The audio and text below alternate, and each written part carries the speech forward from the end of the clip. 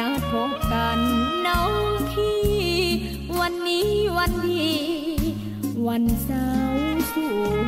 วดมนต์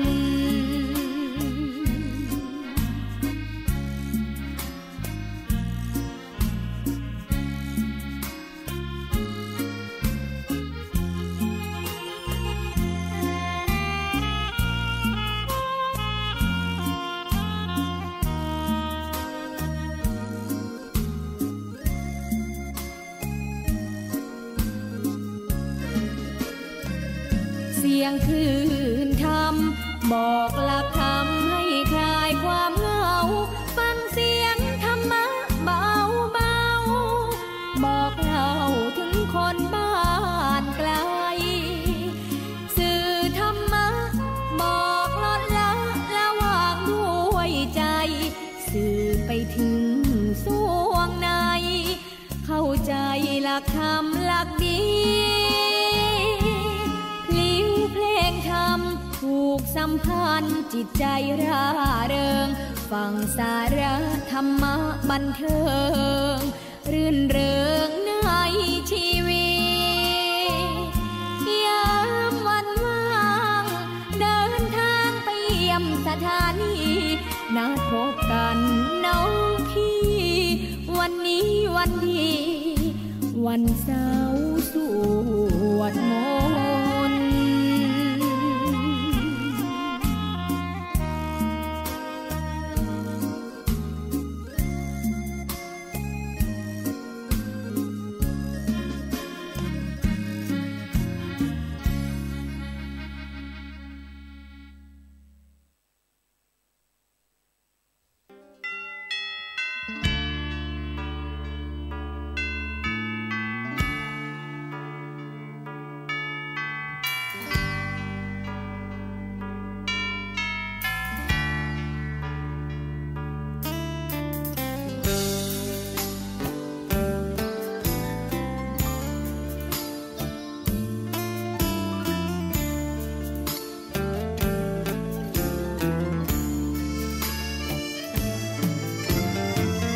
เชิญชวนทุกท่านเข้าวัดเข้าวา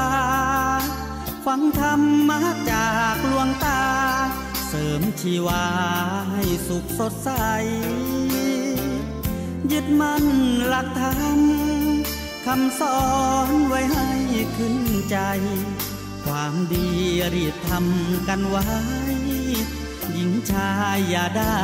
นายนี้เชิญชวนทุกท่านเข้าวัดเข้าวาทำบุญด้วยจิตศรัทธาผลบุญพาให้เราสุขีจะทำการใดนำใช้ในสิ่งดีดีทำบุญให้ทานวันนี้ไม่มีใครว่าใครชังสมัยก่อนประทับใจปู่ย่าตายายวันพระไม่เคยเบื่อหน่ายจำได้ไม่ลืมสักครั้งเหตุใดวันนี้มีคนเข้าวัดน้อยจังอยากให้เหมือนก่อนอีกครั้งฝากความหวังกับคนรุ่นใหม่เชิญชวนทุกท่านเข้าวัดเข้าวารับศีลรับพรหลวงตาเสริมคุณค่าให้กับจิตใจกระทำความดีเรื่องนี้ไม่ต้องอายใครว่างจากการงานเมื่อใดเชิญชวนท่านไปทำบุญ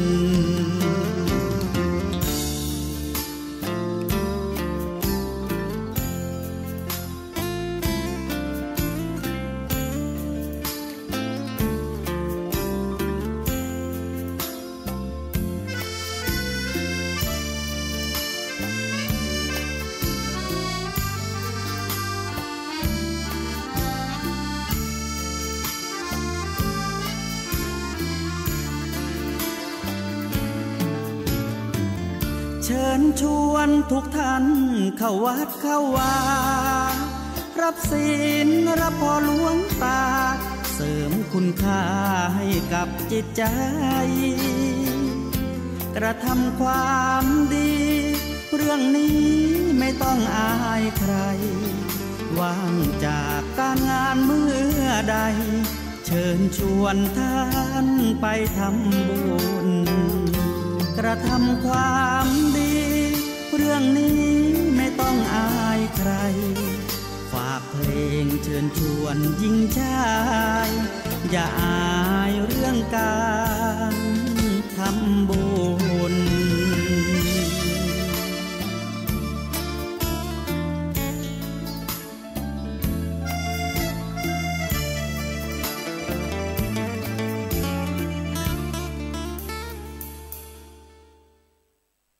กัมมุนาวะตัตติโลโกสัตว์โลกย่อมเป็นไปตามกรรม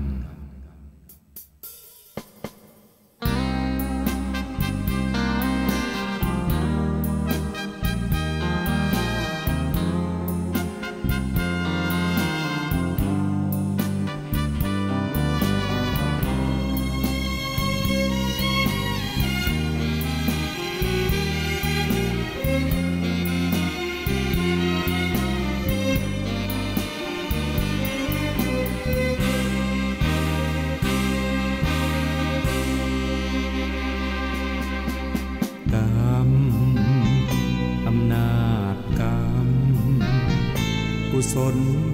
กรรมหรืออกุศลกรรมทุกการกระท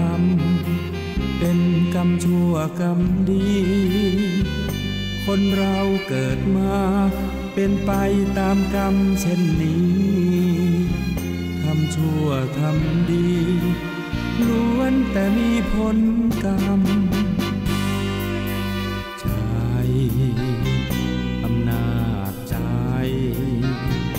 สติครองไว้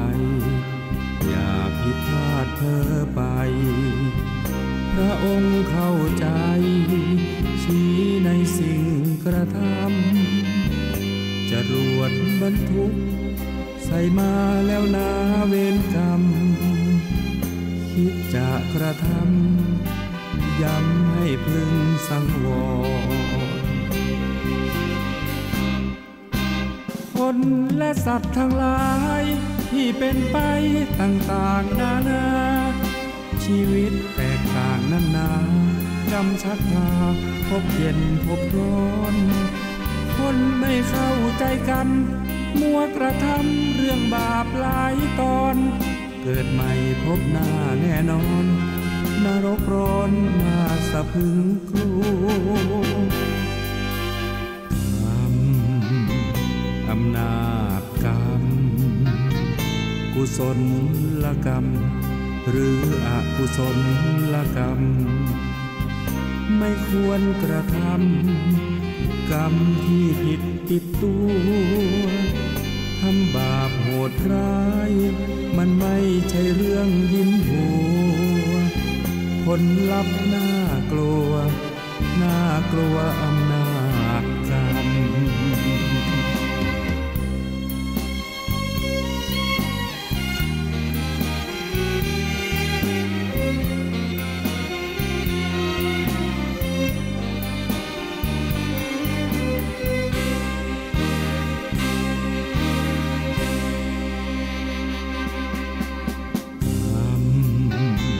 อำนาจกรรม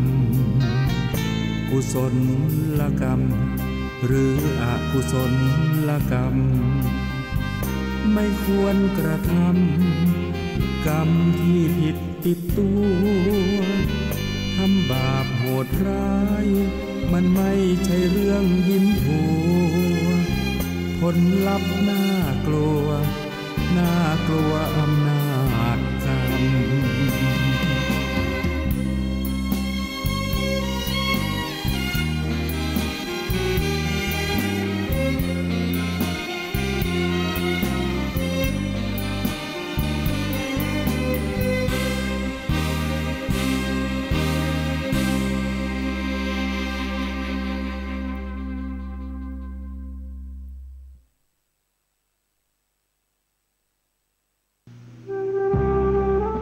ระเพื่อชีวิตและสังคม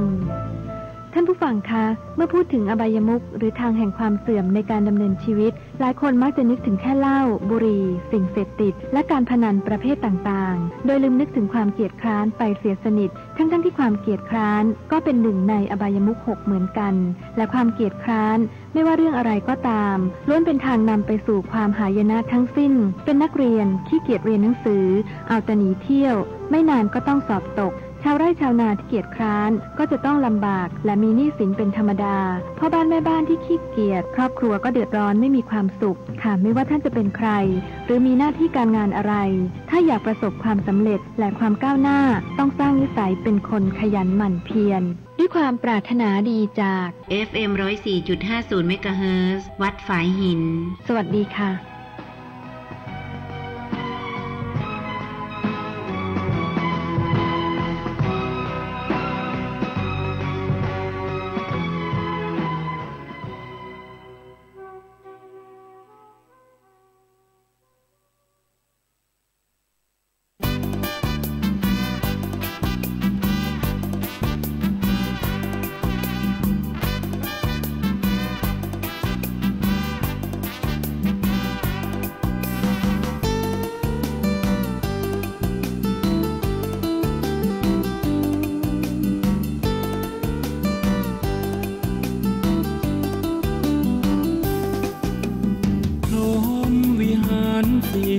ธรรมะนี้คือหลักธรรม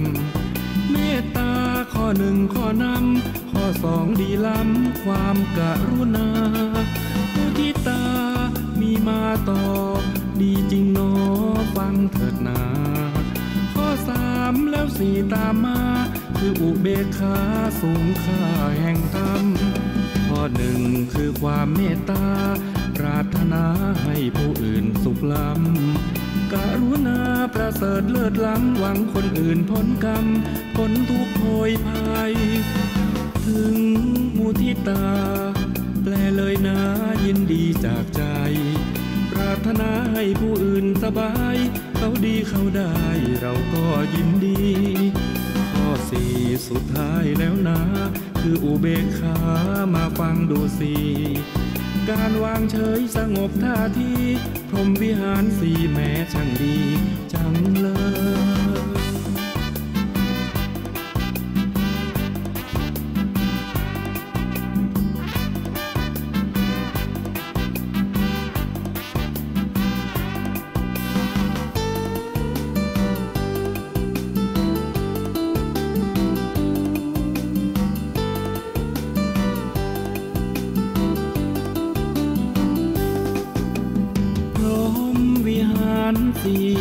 ธรรมะนี้คือหลักธรรมเมตตาข้อหนึ่งข้อนำข้อสองดีล้ำความกรุณามุทิตามีมาต่อดีจริงหนอฟังเถิดนาข้อสามแล้วสี่ตามมาคืออุเบกขาสูงค่าแห่งธรรมข้อหนึ่งคือความเมตตาปรารถนาให้ผู้อื่นสุขล้ำกรุณาประเสริฐเลิศล้ำหวังคนอื่นพ้นกรรมพ้นทุกข์โผยภัยถึงมุทิตาแปลเลยนะยินดีจากใจปรารถนาให้ผู้อื่นสบายเขาดีเขาได้เราก็ยินดีข้อสี่สุดท้ายแล้วนะคืออุเบกขามาฟังดูสิการวางเฉยสงบท่าทีพรหมวิหารสี่แม้ช่างดีจัง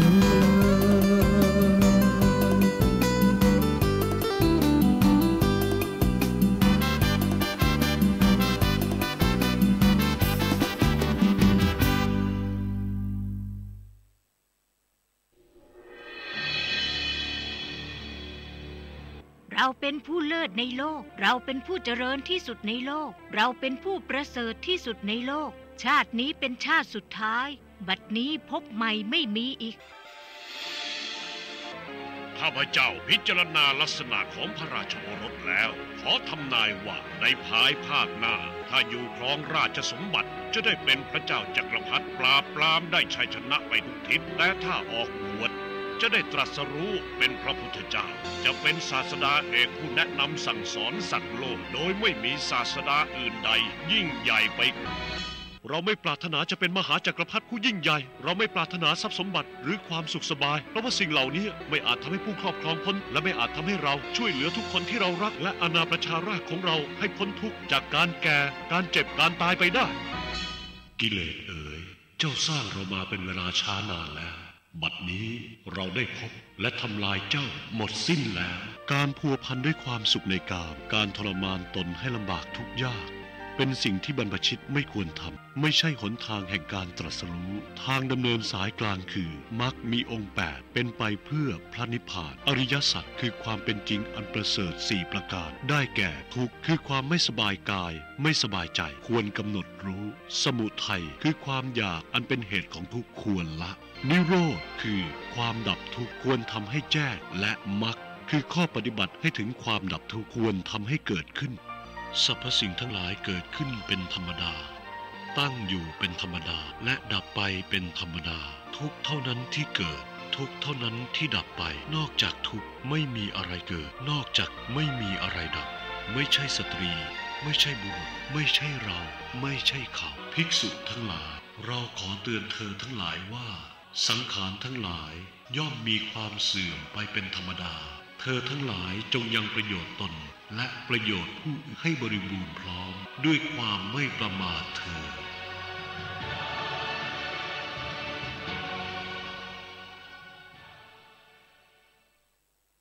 นี่ล้างรถเสร็จแล้ว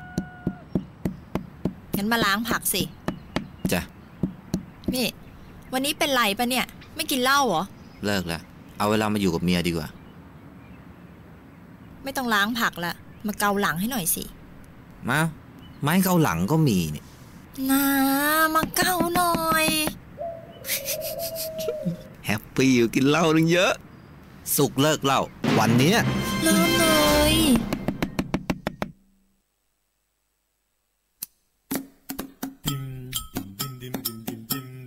บ้านเบอร์เรอเปิดไฟสะอาซาอามายังบ่นแสบตาว่าคนหายไปไหนดูพี่แว่นนั่นสิครับเปิดน้ำทิ้งกันเข้าไปอยากถามว่าทำไมบ้านพี่มีเกิดเรื่องไงครับอย่างนี้ต้องหารสองเปิดทีวีทิ้งไว้แต่ไม่ชอบดูพี่ทำอย่างนี้กันหนูมันบาปรู้ไหมดูพี่อ้วนสิคะอาบน้ำยังมีกาใจเรียกลูกหลานมามากมายให้มาอยู่ใต้พุงอย่างนี้ต้องหารสองอย่างนี้ต้องหารสองญาติก็จะไปใจก็จะขาดญาติเห็นเปลืองกระดาษญาติเลยไม่อยากไปฟังเพลงนี้จบแล้วไม่รู้จะช่วยยังไงรวมพลังร่วมใจคิดก่อนใช้ทุกทีอย่างนี้ต้องหารสองอย่างนี้ต้องหารสองจ้างกินจ้างใจใส่ใจสุขภาพกับสสจ.เจียงใหม่วันนี้เสนอตอนไขข้อข้องใจเครื่องหมายอย.เครื่องหมายอย.บนฉลากผลิตภัณฑ์สุขภาพเคยสังเกตก็เจ้าว่าผลิตภัณฑ์สุขภาพบอกว่าจะเป็นอาหารยาเครื่องสำอางเครื่องมือแพทย์วัตถุอันตรายที่ใช้ในบ้านบ่ได้มีเครื่องหมายอย.บนฉลากกู้ประเภทผลิตภัณฑ์ยาแสดงเลขทะเบียนตำรับยา 1A 12/35 หมายความว่ายาแผนปัจจุบันสำหรับมนุษย์ผลิตภายในประเทศมีตัวยาออกฤทธิ์เพียงตัวเดียวลำดับเลขทะเบียนที่ 12ได้รับการขึ้นทะเบียนในปี 2535 เครื่องสำอางแสดงเลขที่ใบรับแจ้งตัวเลข10หลักบนฉลากส่วนเครื่องมือแพทย์ที่จะต้องแจ้งรายละเอียดต้องมีเลขที่ใบรับแจ้งได้แก่เครื่องที่ใช้กายภาพบำบัดเครื่องตรวจวัดระดับแอลกอฮอล์ในร่างกายเต้านมเทียมซิลิโคนเครื่องมือแพทย์ทั่วไปบ่ต้องมีอย.หรือเลขใบรับแจ้งเช่นเตียงผ่าตัดเครื่องตรวจวัดความดันโลหิตผลิตภัณฑ์ที่บ่ต้องมีเครื่องหมายอย.แต่ต้องมีเลขที่รับแจ้งได้แก่ผลิตภัณฑ์ล้างจานผลิตภัณฑ์ซักผ้าผลิตภัณฑ์ทำความสะอาดพื้นฝาผนังเครื่องสุขภัณฑ์วัตถุต่างๆที่มีสารอื่นที่อย.กำหนดบนฉลากยังมีรายละเอียดแถมนักหนาป่าป้านเกี่ยวกับผลิตภัณฑ์เพื่อให้ผู้บริโภคใช้ในการตัดสินใจเลือกซื้อเลือกใช้ผลิตภัณฑ์อย่างปลอดภัย ด้วยความปรารถนาดีจากสำนักงานสาธารณสุขเชียงใหม่แจ้งเบาะแสร้องเรียนเรื่องผลิตภัณฑ์สุขภาพสายด่วนอย 1556 เจ้า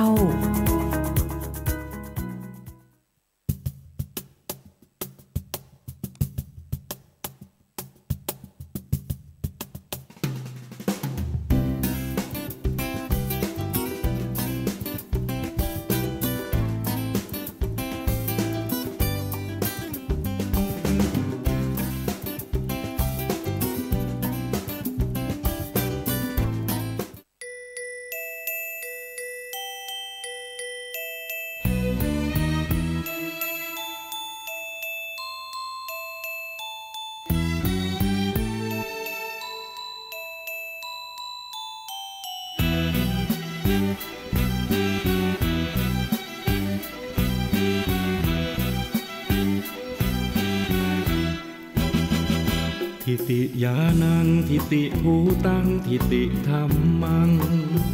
ขอเชิญท่านฟังในทรัพย์แท้3 ประการประการที่1ทิติยานังเป็นทานปัญญาเบ่งบานจิตนิ่งรู้แจ้งสดใส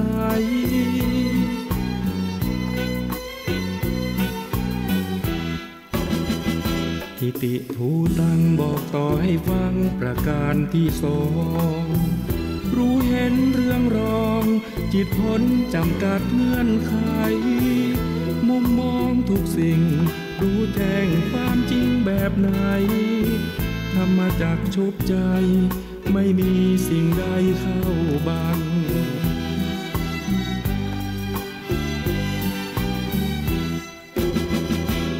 การที่3ทรัพย์นี้งดงามหนักหนาพระท่านบอกว่าก็คือทิติธรรมังธรรมเดิมที่แท้พ้นจากสังขารธรรมกราบนมัสการสวัสดีญาติธรรมทุกท่านเจ้ากลับมาพบปะกับทนายปอแห่มครั้งนะเจ้าในวันเสาร์วันนี้วันที่6นะเจ้าของเดือนเมษาอีกแค่บ่กี่วันนะเจ้าจะเป็นวันสงกรานต์นะเจ้าก็วันแรกก็วันสังขารล่องนะเจ้าอย่าลืมนะเจ้าก็เทศกาลบ้านเฮามีอะไรอย่างกันพ่องนะเจ้าสักเกาดำหัวกินตาลนะเจ้ากินหอมตาลม่วนนะเจ้า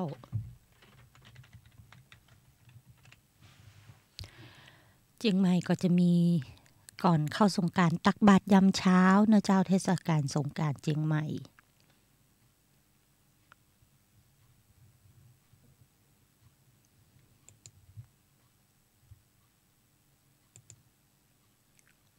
ที่ตาแปะไปก็จะมีจัดตักบาตรตอนเจ้านะเจ้าตรงกับวันที่13นะเจ้าพระอาทิตย์ราศีมีนเข้าสู่ราศีเมษนะเจ้า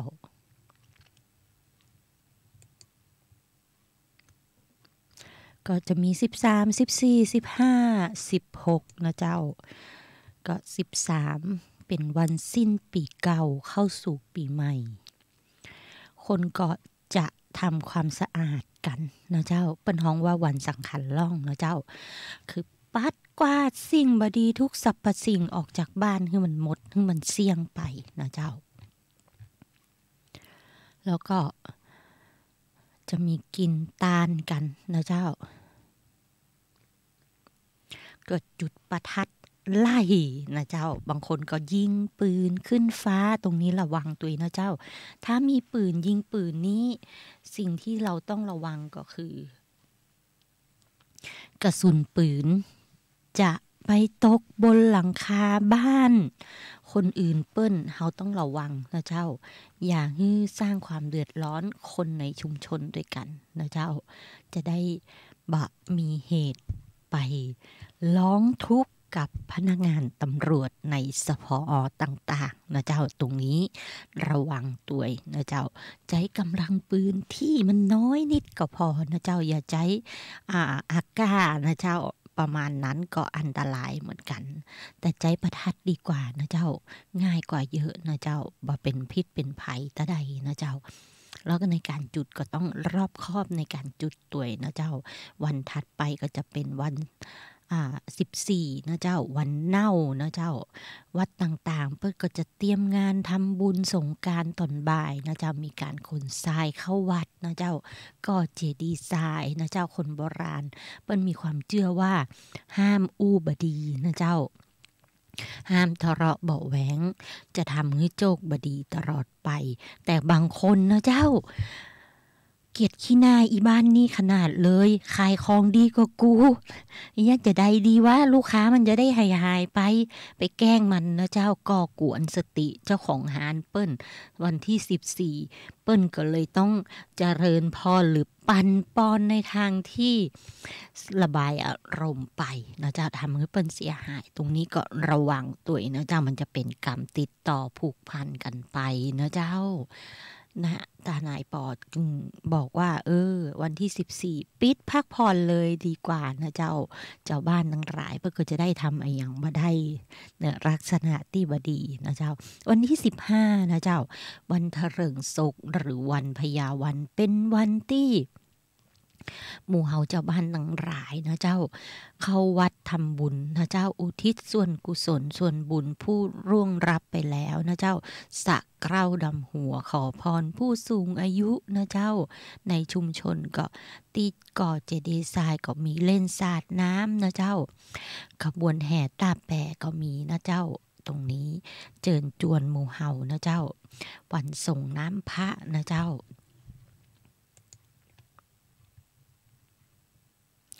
เปิ้นบอกว่าประเพณีสงกรานต์อิงมาจากตำนานของนางสงกรานต์เมื่อ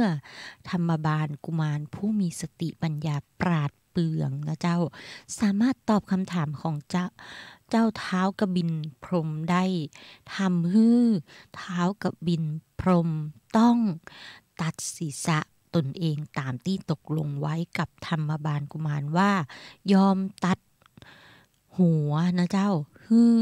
ถ้าตอบคำถามได้แต่หัวของท้าวกบินพรหมเมื่อตัดแล้วนำไปตั้งไว้ที่ใดนะเจ้าที่หันก็จะลุกเป็นไฟโยนขึ้นท้องฟ้าฝนก็จะแล้งนะเจ้ากบินพรหมจึงให้ลูกสาวตึง7พัดเปลี่ยนกันจัดขบวนแห่ศีรษะของตนเองรอบเขาพระสุเมรุทุก365วันนะเจ้ากันนำศีรษะของท้าวกบินพรหมออกแห่จึงถูกนับว่าเป็นการขึ้นปีใหม่นั่นเองนะเจ้าประเพณีวันสงกรานต์นะเจ้าขึ้น1ค่ำเดือนอ้ายตรงกับช่วงเดือนพฤศจิกาหรือธันวาเป็นวันขึ้นปีใหม่แต่ในสมัยรัชกาลที่5มีการเปลี่ยนนะเจ้ามีวันที่1เมษายนเป็นวันขึ้นปีใหม่จนต่อมาในยุคของท่านจอมพลป.พิบูลสงครามนะเจ้าปี2483เปลี่ยนปีใหม่ให้เป็นวันสากลนะเจ้าวันที่1มกราคนโบราณยังคงคุ้นเคยกับวันปีใหม่ไทยในเดือนเมษาจึงได้กำหนดวันที่13เมษายนเป็นวันขึ้นปีใหม่ไทยร่วมด้วยนะเจ้านางสงกรานต์โบราณมีกำหนดถึง7นางด้วยกันนะเจ้าแต่ว่าแต่ละนางก็จะมีความหมายคำทำนายที่แตกต่างกันออกไปโดยทั้ง7นางสงกรานต์จะประกอบไปด้วยทุงสะเทวีราษะเทวีโคราคะเทวีกิรินีเทวีมนัทธาเทวีมนทาเทวีกิมิทาเทวีมโหธระเทวีก็เป็นเกร็ดความรู้ในเรื่องวันสงกรานต์นะเจ้าแต่ละอันของ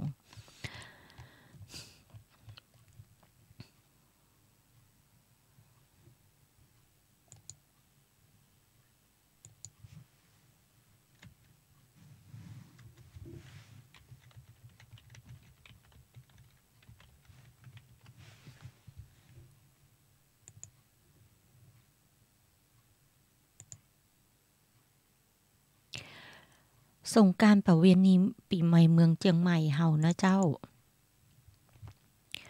ก็จะมีกำหนดการไว้นะเจ้าในเรื่องแห่องค์พระนะเจ้า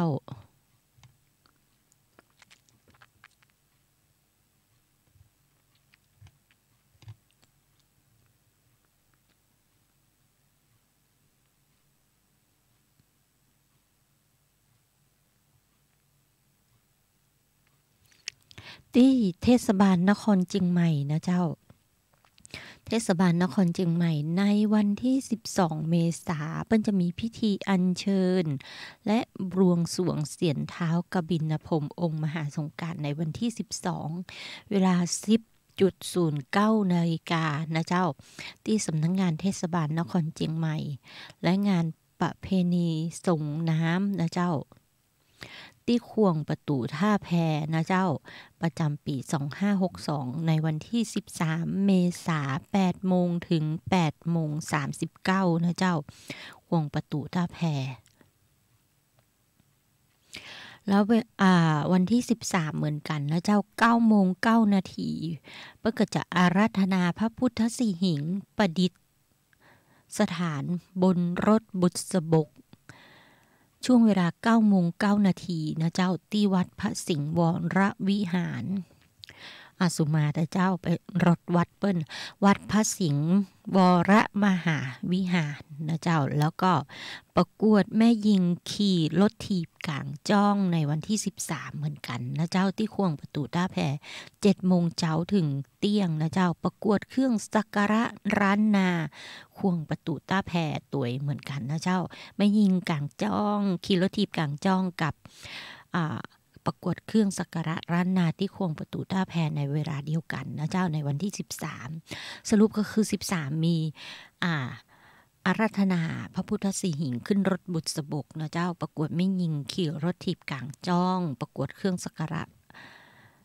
ร้านนานะเจ้าแล้วก็มีพิธีอาราธนาพระพุทธสิหิงค์และขบวนแห่พระพุทธรูป3คันของวัดในเมืองเชียงใหม่ตึงหมดในวันที่13ช่วงบ่ายโมงครึ่งถึง6โมงนะเจ้าเริ่มตั้งแต่4แยกสันปะคอยเจ้ามาจดที่วัดพระสิหิงค์นะเจ้าตรงนี้ก็ใครมีเวลาว่างนะเจ้าไปยืนอยู่จุดเดียวตรง4แยกสันปะคอยถึงวัดพระสิงห์นั้นก็คือเลือกเอานะเจ้าจะเอาจุดไหนได้สักเก้าดำหัวนะเจ้าสุมาคารวะพระพุทธรูปสำคัญประจำเมืองเชียงใหม่รายองค์เลยนะเจ้าตรงนี้ทนายปอก็น้อมนำบุญมาฝากและเรียนเชิญคณะศรัทธาของเมืองเชียงใหม่ทั้งหลายนะเจ้าหรือนักท่องเที่ยวนะเจ้ามาสักเก้าดำหัวพระพุทธรูปสำคัญในวันที่13นะเจ้าแล้วก็จะมี13ถึง14กำหนดการเปิ้นบอกว่าจะมีการประกวดเทพีเทพบุตรสงกรานต์นะเจ้าประกวดเทพีเทพบุตรสงกรานต์ประกวดที่ไหนประกวดที่ควงประตูต้าแปนะเจ้าควงประตูต้าแปเชียงใหม่นะเจ้ากำแพงเมืองเชียงใหม่นั่นเองนะเจ้าลานกิจกรรมนะเจ้าแล้วก็มีวันที่14ถึง15มีกิจกรรมสืบฮีดตานหอยประเวณีเมืองเชียงใหม่ที่ควงวัฒนธรรมงานวัดควงกาดมั่วครัวอาหารขนมพื้นเมืองนะเจ้ามีเรียนรู้ภูมิปัญญาท้องถิ่นนะเจ้าศิลปะการแสดงผามซอหนังกลางแปลงนะเจ้าที่ควงอนุสาวรีย์3กษัตริย์นะเจ้าช่วงเวลา 5 โมงถึง 4 ทุ่มนะเจ้าในวันที่14ถึง15มีการแสดงแสงสีเสียงนะเจ้าเล่าขานตำนานประเวณีเมืองเชียงใหม่นะเจ้ามีการแสดงนิทรรศการเล่าขานตำนานประเวณีเมืองเชียงใหม่14ถึง15นะเจ้าช่วงเวลา 5 โมงเย็นถึง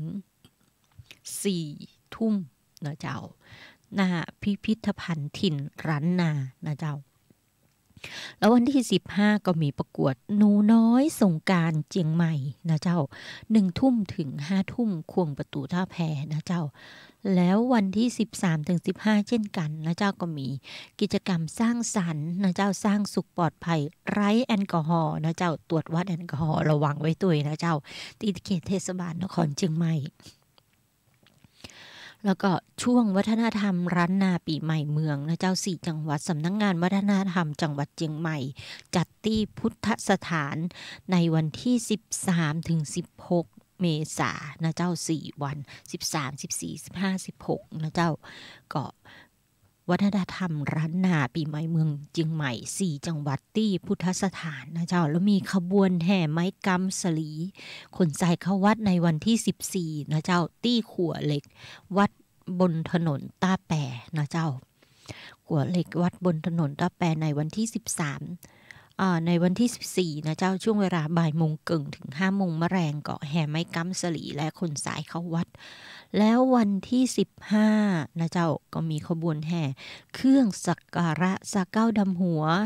ป้อมเมืองเจียงใหม่นะเจ้าปีนี้ก็คงสำหรับท่านสุภชัยปีสุดท้ายนะเจ้าเพราะท่านจะเกษียณราชการปีนี้นะเจ้าใครก็ไปสุมาคารวะท่านผู้ว่าราชการจังหวัดเจียงใหม่ท่านสุภชัยนะเจ้าแล้วก็จะมี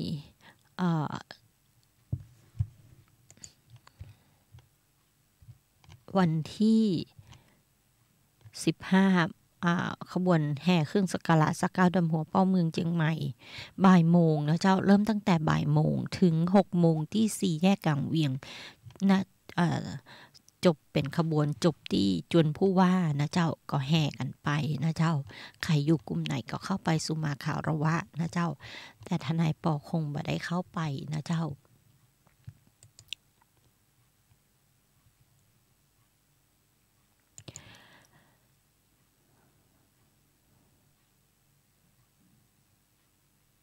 และใครมาเมืองเจียงใหม่นะเจ้าที่พักบรรยากาศดีๆริมน้ำปิงมีเพียบเลยนะเจ้าแล้วก็ใกล้สนามบินก็มีนะเจ้าแล้วแต่ใครสะดวกที่ไหนก็ไปที่หั่นนะเจ้าทนายปอเห็นแล้วโอ้โหวิวสวยมากเลยริมน้ำปิงโรงแรมทั้งหลายนะเจ้าแต่ว่าคณะทำงานของหลวงเพื่อก็แนะนำว่าเมาแล้วอย่าขับนะเจ้าเปิ้นตรวจวัดแอลกอฮอล์เข้มข้นแล้วก็ตอนนี้โทษของการแอลกอฮอล์ทั้งหลายนะเจ้าเป็นพิษเป็นภัยมากนะเจ้าอันตรายที่เกิดขึ้นนะเจ้าบุคคลอื่นที่ได้รับอันตรายจากเขานะเจ้า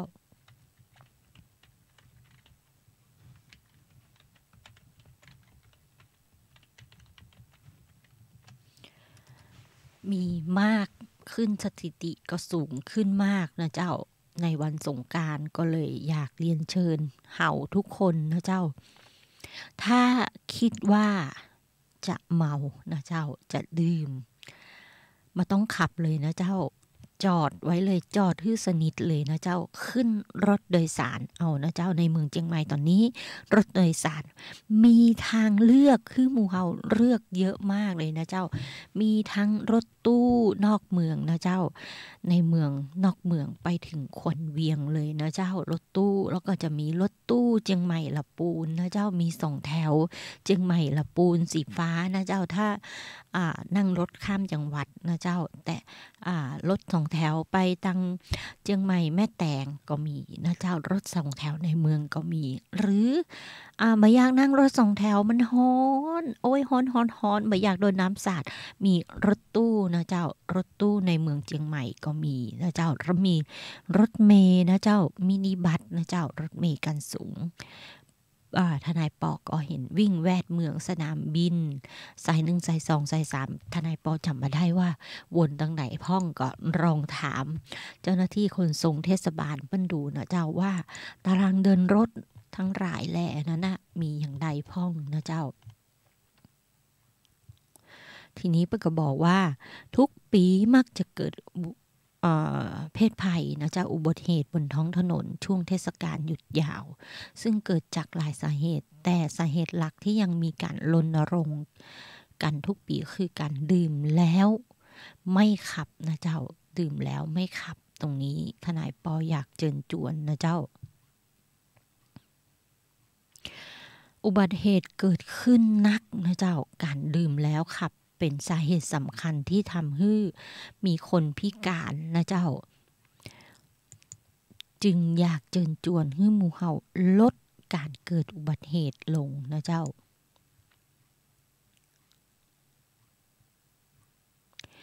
ดื่มแอลกอฮอล์1แก้ว200ซีซีส่งผลให้มีระดับแอลกอฮอล์ในเลือดสูงถึง20ถึง30มิลลิกรัมส่งผลให้การตัดสินใจและการตอบสนองจ้าลงนะเจ้าความเสี่ยงที่ตามมาก็มีนักขึ้นนะเจ้าฮันละออนกำลังจะข้ามถนนตัดสินใจเมื่อเห็นเด็กกำลังจะข้ามเท้าแตะเบรกจ้าไป5นาทีทำให้เกิดอุบัติเหตุได้นะเจ้าก็เพราะฉะนั้นอุปกรณ์นิรภัยบนรถต้องมีนะเจ้าการตัดสินใจก็ต้องมีส่งผลให้การตัดสินใจนี่จ้าลงนะเจ้าตัวแอลกอฮอล์นะเจ้าแล้วความรับผิดชอบต่อสังคมต่อชีวิตมนุษย์เพื่อนมนุษย์ทั้งหลายนะเจ้าตรงนี้ทนายปออยากเชิญชวนให้เราหยุดดื่มนะเจ้าถ้าคิดว่าจะขับนั่ง2แถวเลยนะเจ้านั่งรถโดยสารทันทีนะเจ้าก่อนเดินทางหลีกเลี่ยงการดื่มแอลกอฮอล์นะเจ้าพักผ่อนให้เพียงพอนะเจ้าถ้าเดินทางไกลไปต่างจังหวัดนะเจ้าต้องรับให้เต็มที่ตรวจเช็ครถนะเจ้าตรวจเช็ครถเช็คช่วงร่างนะเจ้าเช็คสภาพเครื่องนะเจ้าว่าพร้อมที่จะเดินทางหรือไม่นะเจ้าถ้าเป็นรถยนต์สาธารณะนะเจ้าก็ต้องเช็คเครื่องก่อนนะเจ้าถ้าขึ้นดอยนะเจ้าหลีกเลี่ยงการดื่มแอลกอฮอล์ระหว่างเดินทางนะเจ้าหลีกเลี่ยงการดื่มแอลกอฮอล์ระหว่างเดินทางจะส่งผลต่อการขับทำให้เกิดอุบัติเหตุและเทศกาลสนุกกว่าจริงนะเจ้าแต่ความปลอดภัยต้องรอบคอบถ้าอย่างใดก็เดินทางปลอดภัยไร้แอลกอฮอล์ไม่ดื่มก่อนเดินทางนะเจ้าถ้าจะกลับ1วันเนี่ยก่อนเดินทาง1วันต้องพักผ่อนให้เพียงพอจะกลับวันที่17นะเจ้าวันที่16ต้องหยุดพักผ่อนจะกลับวันที่16 15ต้องหยุดพักผ่อนงดดื่มนะเจ้าเป็นเรื่องความห่วงใยของสสสนะเจ้าสงกรานต์ต้องช่วยกันนะเจ้าตรงนี้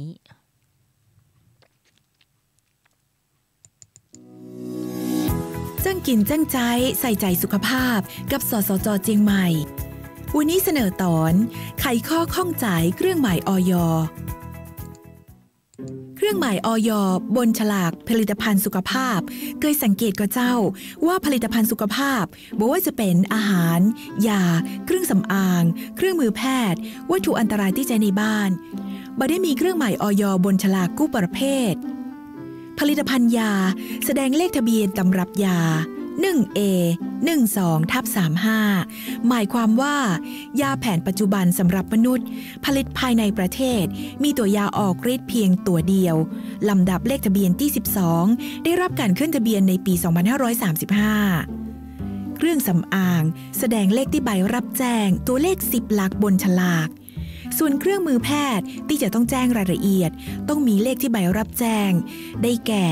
เครื่องที่ใช้กายภาพบำบัดเครื่องตรวจวัดระดับแอลกอฮอล์ในร่างกาย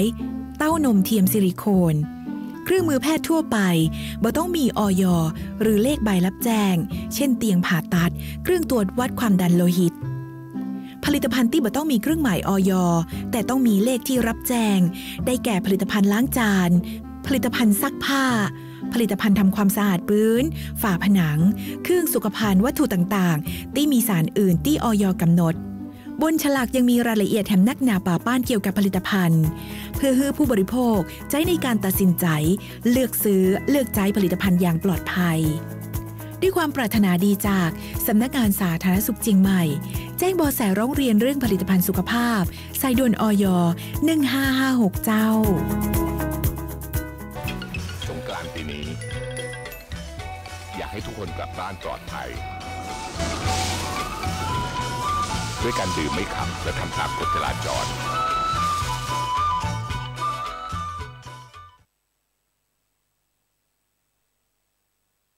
เจ้าสงกรานต์ปีนี้นะเจ้าอยากให้ทุกคนกลับบ้านปลอดภัยนะเจ้าลดสถิติช่วงสงกรานต์นะเจ้าดื่มแล้วไม่ขับนะเจ้าเพราะฉะนั้นตรงนี้ระมัดระวังนะเจ้า7 วันอันตรายนะเจ้า11ถึง17เมษาของทุกปีสาเหตุหลักมาจากการดื่มแอลกอฮอล์แล้วขับนะเจ้าการขับขี่ด้วยความเร็วยานพาหนะที่เกิดอุบัติเหตุอันดับหนึ่งคือรถเครื่องนะเจ้ารองลงมาก็คือกระบะนะเจ้านั่นคือสาเหตุที่เปิ้นออกกฎหมายมาว่า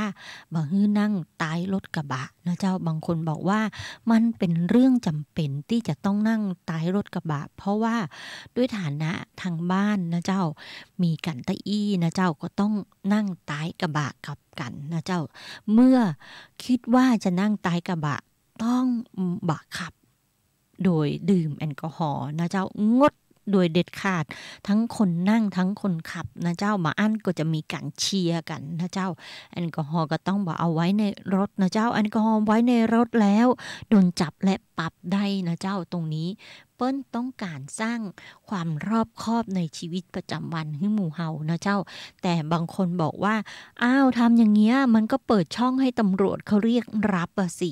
ตรงนี้ก็ว่ากันไปแหมกรรมนะเจ้าทนายปอก็หมดละตรงนี้หมูจะว่าอย่างใดนะเจ้าในเรื่องของแอลกอฮอล์นะเจ้าเป็นไปได้นะเจ้าอย่าเพิ่งซื้ออย่าเพิ่งจับนะเจ้าถึงบ้านโดยปลอดภัยแล้วค่อยซื้อและค่อยจับนะเจ้าจะได้ลดสถิติในช่วง7วันอันตรายนะเจ้าการขี่รถนะเจ้าโวยเกินไปก็เป็นเหตุได้นะเจ้าย่านรถยนต์นะเจ้าที่เกิดอุบัติเหตุกับรถจักรยานยนต์บางคนก็บอกว่าอ้าวผมรถเล็กรถจักรยานยนต์คุณรถใหญ่คุณผิดมาใจนะเจ้าใครปฏิบัติตามกฎจราจรได้นั่นคือคนถูกนะเจ้าเพราะฉะนั้นสิ่งสำคัญในเรื่องนี้ก็คืออยากให้หมู่เฮาตรวจสอบสภาพร่างกายตรวจสอบสภาพรถนะเจ้าและเรื่องแอลกอฮอล์นี้ค่อยปิกไปดื่มกันที่บ้านนะเจ้าก็ไป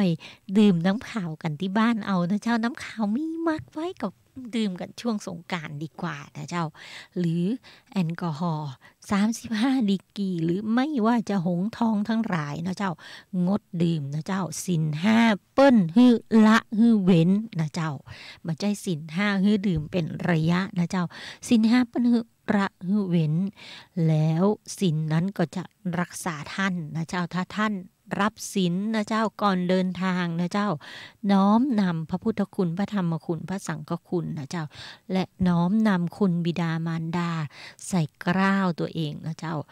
แล้วงดดื่มสุราโดยรับศีล5นะเจ้าไม่ปานาไม่อะไรทั้งหลาย5ข้อนะเจ้าก็จะปลอดภัยในชีวิตประจำวันได้นะเจ้าตรงนี้รักษาสุขภาพกันนะเจ้ากฎหมายเพิ่นเขียนออกมาเพื่อที่จะให้หมู่เฮาใช้ชีวิตได้อย่างรอบคอบเพราะผลของการกระทำของ7วันอันตรายนั้นสร้างภาระสังคมให้กับรัฐบาลอย่างมากเลยนะเจ้าในเรื่องของงบประมาณคนพิการนะเจ้า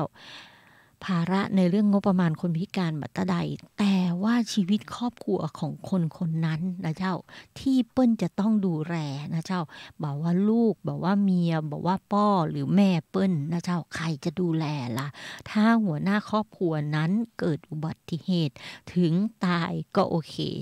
จบไปได้เงินประกันแต่ถ้าไม่ถึงตายเป็นภาระ